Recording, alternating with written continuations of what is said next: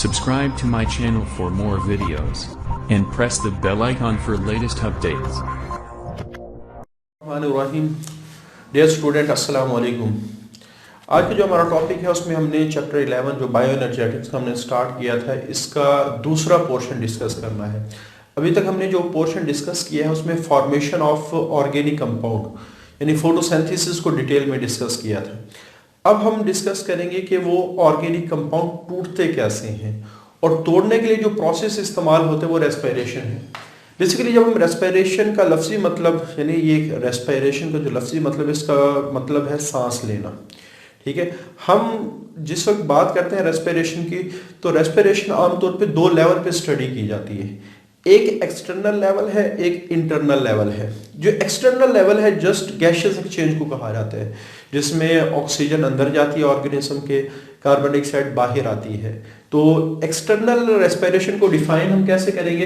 Exchange of gases between organism and it's environment. इसके लिए आप दो तीन वर्ड और भी इस्तेमाल कर सकते हैं।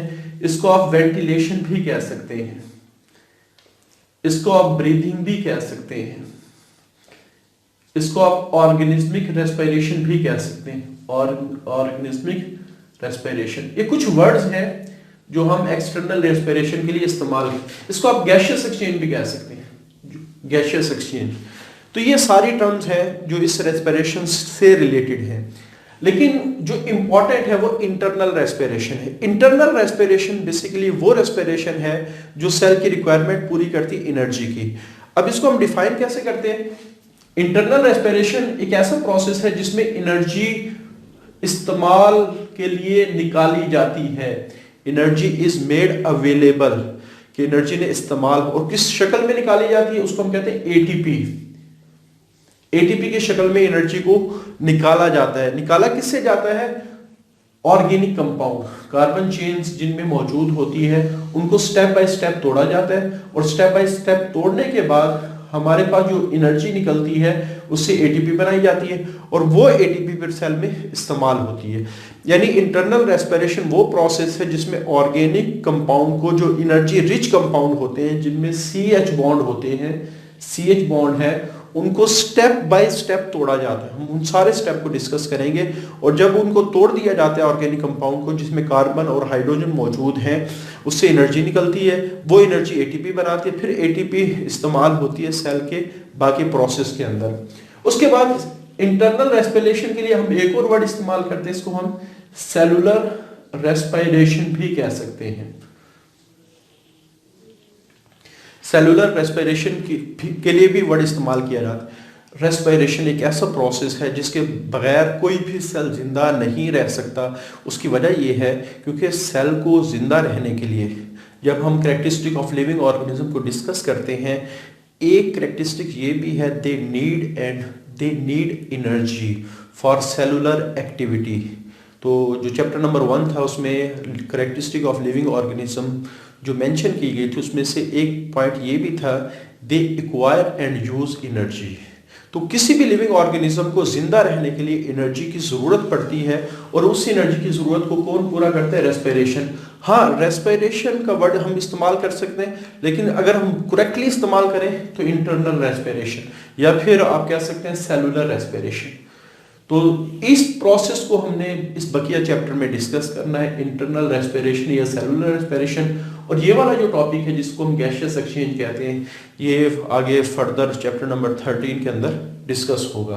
तो नीड, जरूरत क्यों पेश आती है हमें इंटरनल रेस्पिरेशन की? Living organism need energy. Living organism को अपने वाइटल एक्टिविटी, अहम काम को परफॉर्म करने के लिए चूंकि एनर्जी चाहिए, this energy is provided by the respiration. ये वो एनर्जी है जो रेस्पिरेशन प्रोवाइड करती है। उसके बाद एक ऑब्जेक्टिव बहुत ही इंपॉर्टेंट जो आप लोगों ने याद रखना है, रेस्पिरेशन एक ऐसा प्रोसेस है जो हर सेल में होगा। ये बहुत ही इंपॉर्टेंट ऑब्जेक्टिव। कुछ ऐसे प्रोसेस होते हैं जिनके बगैर सेल जिंदा नहीं रह सकता, चाहे वो प्रोकैरियोट का हो, चाहे वो यूकैरियोट को, चाहे वो स्मॉलेस्ट सेल हो, चाहे वो लार्जेस्ट सेल हो।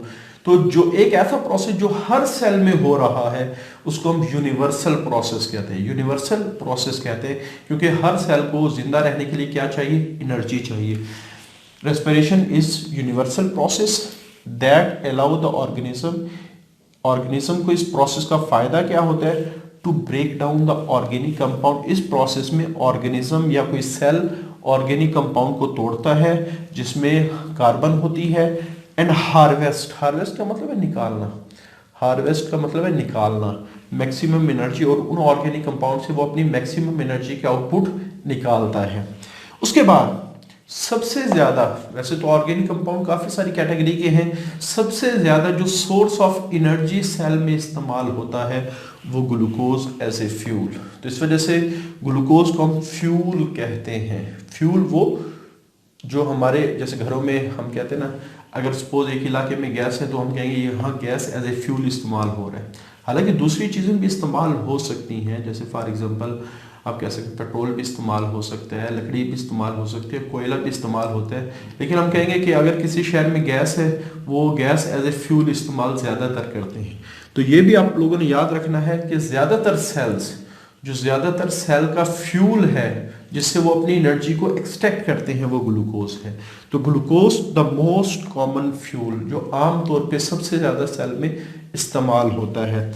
तो ग्लूकोज टूटता है सेल के अंदर, ब्रेकडाउन ऑफ ग्लूकोज होती है और उसके बाद फिर उससे एनर्जी निकालें। अच्छा, ग्लूकोज किस तरह टूटेगा ये डिपेंड करता है ऑक्सीजन के ऊपर। इसको हम डिटेल से आगे डिस्कस करेंगे कि ऑक्सीजन डिसाइड करती है कि ग्लूकोज को किस तरह टूटना चाहिए, किस तरह की उससे प्रोडक्ट बननी चाहिए। जब सेल ग्लूकोज को तोड़ना स्टार्ट करता है तो सबसे पहले जो प्रोसेस है, आमतौर पे जब हम बात करते हैं एनर्जी की एक्सट्रैक्शन की, तो फौरन ही जैसे हम कहते हैं ना ऑर्गेनिक कंपाउंड से एनर्जी निकलती है, तो वो ऑर्गेनली जो ये काम कर रहा होता है, जो फूड से एनर्जी निकाल रहा होता है, फौरन हमारे जहन में आता है कि माइटोकॉन्ड्रिया हो। क्योंकि माइटोकॉन्ड्रिया के बारे में हमने कहा था कि it is a powerhouse of the cell, कि ये सेल का पावर हाउस है खासतौर पे। लेकिन एक बात जहन में रखेंगे, जो माइटोकॉन्ड्रिया है ये यूकैरियोट के अंदर powerhouse of the cell होता है। जब हम प्रोकैरियोट की बात करते हैं तो वो एंजाइम जिसने ऑर्गेनिक कंपाउंड यानी रेस्पिरेशन को परफॉर्म करना होता है वो सेल मेम्ब्रेन में लोकेटेड होते हैं। तो ये डिफरेंस भी थोड़ा सा याद रखेंगे। लेकिन चूंकि हम ज़्यादातर हाई लेवल पे जब डिस्कस करते हैं तो आमतौर पर यूकैरियोट की बात कर रहे होते हैं। तो आप ये कह सकते हैं कि mitochondria powerhouse of the cell है, तो फौरन जहन में आता होगा कि यार जितने भी ऑर्गेनिक कंपाउंड है वो सारे माइटोकॉन्ड्रिया में टूटते होंगे। लेकिन जब हम ग्लूकोज की बात करते हैं तो ग्लूकोज का टूटना माइटोकॉन्ड्रिया में फूड के इंटर होने से पहले ही हो जाता है। यानी आप ये समझ लें कि प्रियर का मतलब होता है पहले, कि माइटोकॉन्ड्रिया में इंटर होने से पहले ग्लूकोज टूट जाता है। मुकम्मल तौर पे नहीं टूटता लेकिन स्प्लिटिंग स्टार्ट हो जाती है, स्प्लिटिंग शुरू हो जाती है। तो glucose is split into 2 molecule of pyruvic acid. तो ग्लूकोज माइटोकॉन्ड्रिया में इंटर होने से पहले 2 पायरुविक एसिड में कन्वर्ट हो जाता है। दिस इज कॉल्ड ग्लाइकोलाइसिस, और ये साइटोसोल यानी साइटोप्लाज्म में होती है। ये बड़ा इंपॉर्टेंट ऑब्जेक्टिव है। बाकी तो ब्रेकडाउन जो पायरुविक एसिड है वो फिर मजीद जो टूटता है, फर्दर टूटता है माइटोकॉन्ड्रिया के अंदर। लेकिन ग्लूकोज की स्प्लिटिंग कहाँ स्टार्ट हो जाती है? साइटोसोल में। तो ये ऑब्जेक्टिव के लिहाज से, तो ये जो ग्लाइकोलाइसिस का प्रोसेस है उसमें ग्लूकोज टूटता है। अब ग्लूकोज 6 कार्बन वाला मॉलिक्यूल है, पायरुविक एसिड 3 कार्बन वाला मॉलिक्यूल है, तो 2 मॉलिक्यूल बनेंगे। और NAD निकोटिनामाइड एडेनिन डाइन्यूक्लियोटाइड, इसमें H2 ऐड हो जाएंगे। यानी आप कह सकते हैं कि ग्लूकोज जब टूटता है तो इससे 2 हाइड्रोजन निकलते हैं और किस में ऐड हो जाते हैं? इसमें ऐड हो जाते हैं। अगर आप यहाँ इक्वेशन देखें तो आपको पायरुविक एसिड और ग्लूकोज के अंदर अगर हम ग्लूकोज का हाफ करें C3H6O3 बनता है, C3H6O3 बनता है। लेकिन यहां हाफ कितना बना? C3H4O3। तो इसका मतलब ये हो, इसके 2 मॉलिक्यूल बनने थे। इसके कितने मॉलिक्यूल बनने थे? 2 मॉलिक्यूल बने। अगर हम इन दोनों को मल्टीप्लाई करें तो ये बनेगा C6H8O6। तो ये जो 4 हाइड्रोजन ये गए कहां हैं? ये 2NADH2 बनाने के लिए इस्तेमाल हुई। जो 4 हाइड्रोजन निकले हैं ये NADH2 बनाने के लिए इस्तेमाल। तो 2 मॉलिक्यूल NADH2 के जब बनते हैं फिर ग्लूकोज पायरुविक एसिड में कन्वर्ट होता है, और जिस कंपाउंड से हाइड्रोजन निकल जाए वो ऑक्सीडेशन कहलाता है। इस वजह से हम कह सकते हैं ग्लूकोज का टूटना इज बायोलॉजिकली ऑक्सीडेशन, और एनर्जी निकलती है। तो आप ये भी कह सकते हैं एनर्जी हमेशा सेल में ऑक्सीडेशन के प्रोसेस से मिलती है। तो ये प्रोसेस काफ़ी दफ़ा पॉइंट डिस्कस भी हुआ कि एनर्जी को सप्लाई करने वाला जो प्रोसेस है वो बायोलॉजिकल ऑक्सीडेशन भी है। इसको डिटेल से आगे हम डिस्कस करेंगे। अच्छा, ये जो रिएक्शन है ग्लाइकोलाइसिस का जिसमें ग्लूकोज आगे पायरुविक एसिड में कन्वर्ट हो रहा है, ये तकरीबन सारे सेल में पाया जाता है, और जो चीज़ सब सेल की मुश्तरका हो वो आमतौर पे कही जाती है कि ये पेरेंट्स से आई है।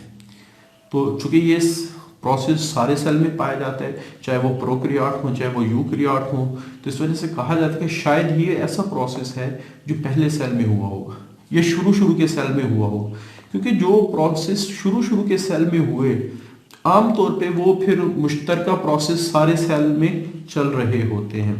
जैसे सेल मेम्ब्रेन सारे सेल में होती है, तो इसी वजह से चूंकि ये प्रोसेस सारे सेल में पाए जाते हैं, इस वजह से बायोलॉजिस्ट का ख्याल है दैट एन आइडेंटिकल रिएक्शन, कोई इस तरह का रिएक्शन मे हैव अकर्ड हुआ होगा वकू पजीर इन द फर्स्ट सेल, पहले सेल में, that was organise on the earth, जो जमीन पर बना।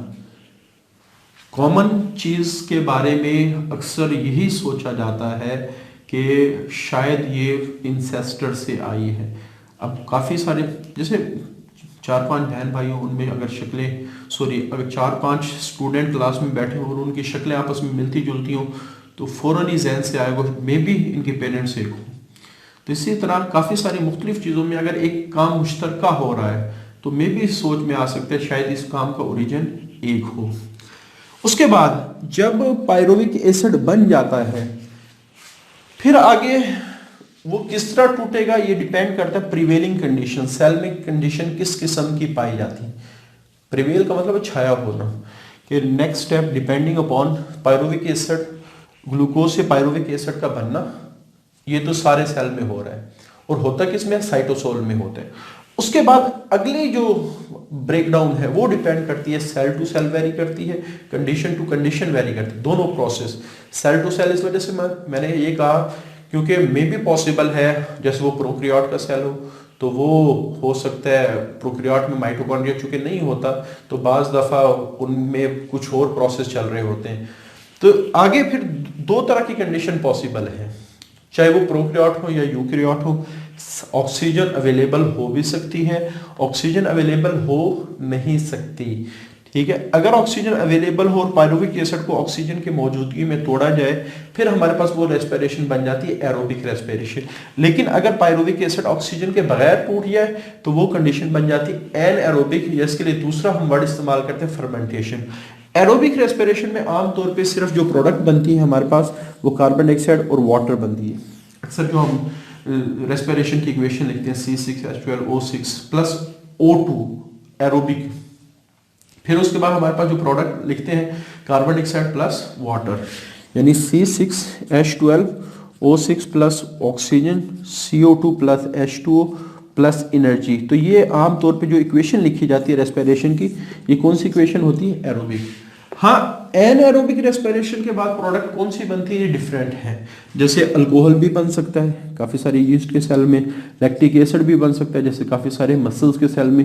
तो इस फर्मेंटेशन को नाम क्या दिया जाएगा ये डिपेंड करता है प्रोडक्ट के ऊपर। यानी पायरुविक एसिड आया, उसकी फर्मेंटेशन हुई, ऑक्सीजन के बगैर टूटा। अगर अल्कोहल बना, अल्कोहलिक फर्मेंटेशन। अगर सपोज हम कह सकते हैं कि लैक्टिक एसिड बना तो इसको हम लैक्टिक एसिड फर्मेंटेशन कहेंगे। अब ये जो फर्मेंटेशन की डिटेल है इंशाल्लाह अगले लेक्चर में पढ़ेंगे। और एनएरोबिक रेस्पिरेशन के जो सारे स्टेप हैं, ग्लाइकोलाइसिस है, पायरुविक एसिड ऑक्सीडेशन है, उसके बाद क्रेब्स साइकिल है, उसके बाद रेस्पिरेटरी चेन है, उसको फिर फर्दर हम अगले लेक्चर में डिस्कस करेंगे। आज के लिए इतना ही, अल्लाह हाफिज़।